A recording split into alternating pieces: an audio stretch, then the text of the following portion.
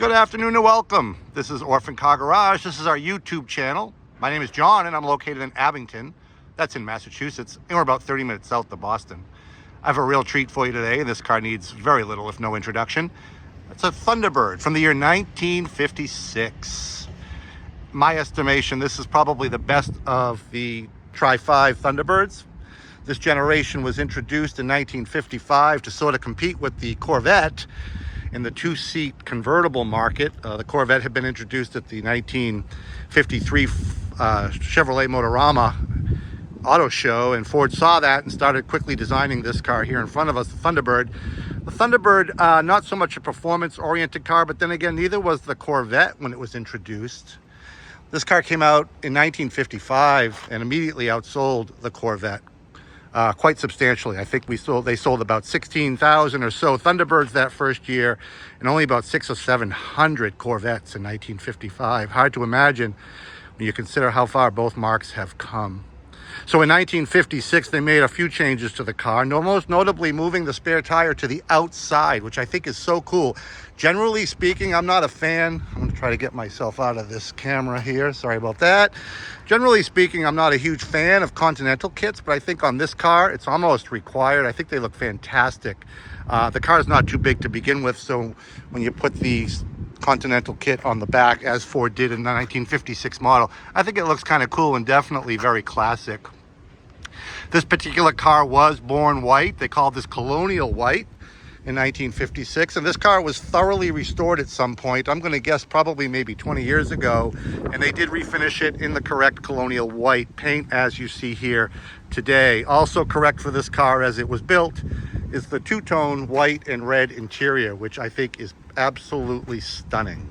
You'll also notice the car has the optional wire wheel covers. There's a lot of options on this car I want to go over with you, but first of all, I just want to mention the body condition of the car, which is absolutely outstanding. Couple little nicks or scratches here and there. It's an older restoration. The car was driven. The car was restored to be driven, and I'm going to get into some of those details in a minute. The paint is held up very, very well. There's a little bit of, I'm going to say that's a scar under the paint. That's not rust. Probably bad prep when the car was painted under there, and the same thing can be seen over here, but it's very, very, very, very minor. It's almost difficult to even pick up in the camera, but I wanted you to see every little detail, good and bad. It appears the chrome was all replaced at restoration. Tail light lenses are in beautiful condition. The emblems. The nice thing about these cars is when you restore them, you can get pretty much anything you need.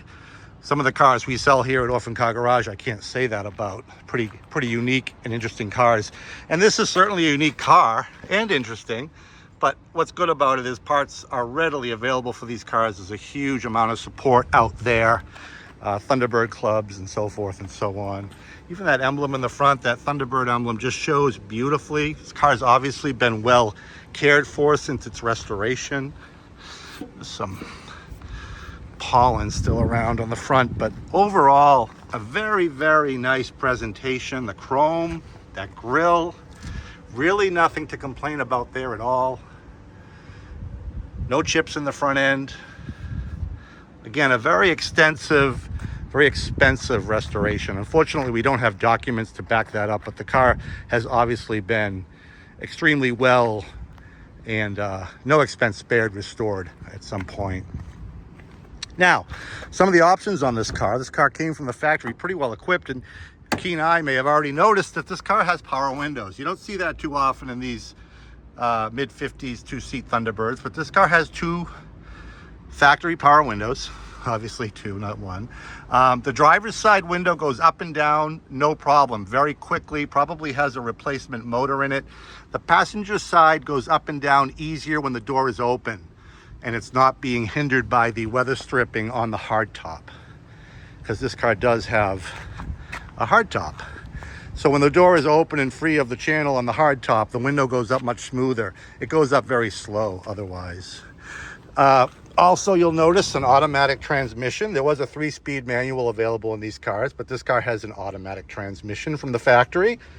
And it also has air conditioning. That is not factory. That's a later vintage air type aftermarket air conditioning setup. It does turn on. It does blow what I would call cool air, but not cold air. So I'm not going to say for sure that air conditioning is 100%, but it does operate as designed through this control panel here on the dashboard. Odometer shows 14,893 miles. You know, we'll assume 114,000, but it wouldn't be inconceivable this car could have 14,000 miles on it. These cars generally were not driven too much, but we're not going to make that assessment. We're going to go on the fact that it's rolled over and it's 114,000. The car's been very nicely restored. Nice dashboard, gauge package, nice steering wheel, a little crack here that my fingernail can fall into, but it's not all the way through. Probably original and unrestored. Door panels have probably been replaced with reproduction or original style reproduction. Again, the seat cover, there's seat belts on both sides. Seat folds forward and there's access here. This car does not have a soft top. They weren't all soft top vehicles. The dual tops, I believe, were an option. You could get a soft top, you could get a hard top, or you could get both. And this car just came with the hard top. And here's the hard top here. Very, very nice condition. 1956 added these porthole windows. You won't see those in 1955 unless the dealer added them for the customer, because they were available as an afterthought accessory at the dealer to help with some rear visibility. But those windows became standard in 56. Very nice headliner, very nice glass. Some very, very minor cracking up here on the paint. I'm gonna try to get that right there. See, right at the top front edge where this mounts up, meets the windshield. That's it. That's very, very minor. But again, this car was probably restored or painted about 20 years ago. So all in all, very good condition. That is my hardtop rack. Those racks are readily available on Amazon. If you look up a hardtop rack for a Mercedes SL or something like that, all these hardtops will fit on those racks, designed more so for the SL Mercedes. I think they're about 190 bucks. Easily purchased. So mechanically, I'm going to run the car for you, but I'm going to pop the hood first and show you some things that were done on this car, because when it was restored to be driven. This car has a 12-volt electrical system in it. It has an alternator instead of a generator. It has front disc brakes. So there's a front disc brake conversion on this car. And it also has fuel injection. Not factory. I believe that's the Sniper kit that you can buy aftermarket to convert your carbureted vintage car to fuel injection. Now, I've heard pros and cons of that system. I personally am not a fan yet of these. I think those are my readers. Yeah, it's a Sniper. I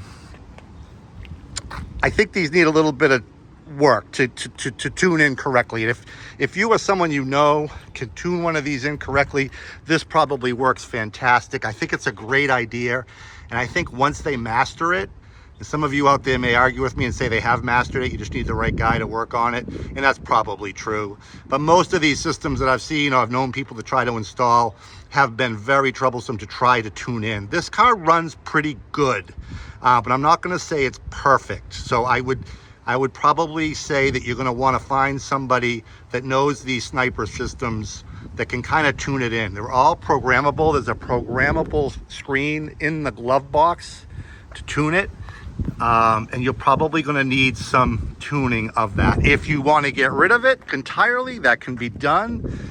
It looks like this car has the 312. It doesn't look like it does have the optional 312 cubic inch V8. This was an optional engine and adds value to the car. The standard engine in this car would have been the 292.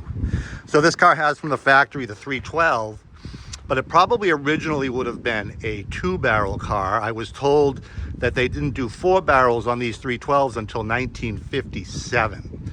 Yet this is a 4-barrel intake, so it's probably a good bet that this is a 1957 4-barrel intake on this 1956 312 block. That's my assumption. I make no guarantees. So you could easily remove this Sniper fuel injection if you didn't want to play with it, or just didn't like it and want to bring the car back to factory stock and bolt on a 4-barrel carburetor in place of it, bring the car back to original, which quite honestly I would probably do. And I'm surprised I'm saying that, because if there was a good fuel injection out there to convert these cars, or any carbureted car in general, because carburetors can be very cantankerous, just ask me how I know, I would convert all my cars. I'm just not sure the technology is there yet, but you guys can correct me on that. Like it or not, the car has a Sniper fuel injection system, and I can see why it was installed. The gentleman restored this car to drive. He kept this car at his Palm Beach, Florida home. So this car was used as a snowbird car in Palm Beach, Florida. He owned a car dealership, and when he was done using the car in Florida, he brought the car back to the Northeast and displayed it in his showroom at the dealership.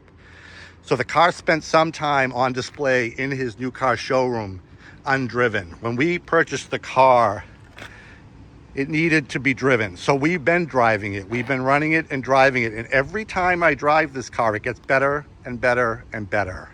Just so you know. The amount of tweaking that this car needs is probably minimal. But I just need you guys to know that this isn't necessarily a get in and go without doing anything to it type of car. We've got too much inventory here, which I guess is a good problem to have. So we're going to price this car accordingly for the next owner to bring it to the next level. It's perfectly drivable as is, but for me, I'd be a little bit more fussy, and I'd want to tune in that Sniper system, or again, like I said, remove it. Disc brakes up front seem to work fine. Not the greatest, but they work. Let me start it up for you. It has an electric fuel pump mounted behind the gas tank in the back. It's not shielded or insulated, so it's a little loud, as electric fuel pumps can be. You'll hear it fire up there. It's timed. It stops. And it starts. The air conditioning, like I said, the fan, it's blowing air that I would call cool but not cold. And I don't hear the compressor kicking on. I was told that it did work. He used it in Florida, obviously, but the car has been up here for a couple of years, so it does idle nice.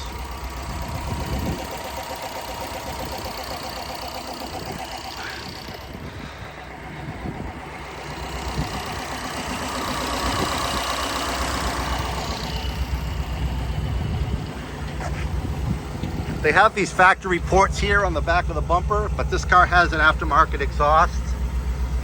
There's that fuel pump, and there's the exhaust pipe. Just a little bit of condensation there. But from the factory, they put these cool outlets in, which would be cool to hook up again. So it runs really good. I'm probably being more fussy than I should.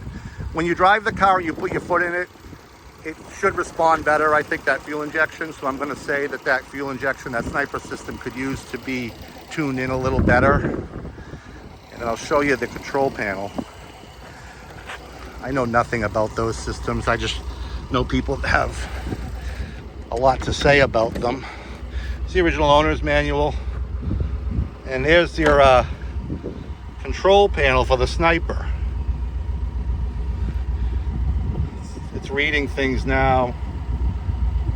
You know, again, I know nothing about them. Maybe you guys do. Leave it, take it or leave it. Throw a carburetor back on it. Play with the Sniper. Obviously a good running car. No rust on this car whatsoever. The undercarriage is as clean, if not cleaner, as the top surfaces. There's tons of pictures of that on my website, orphancargarage.com.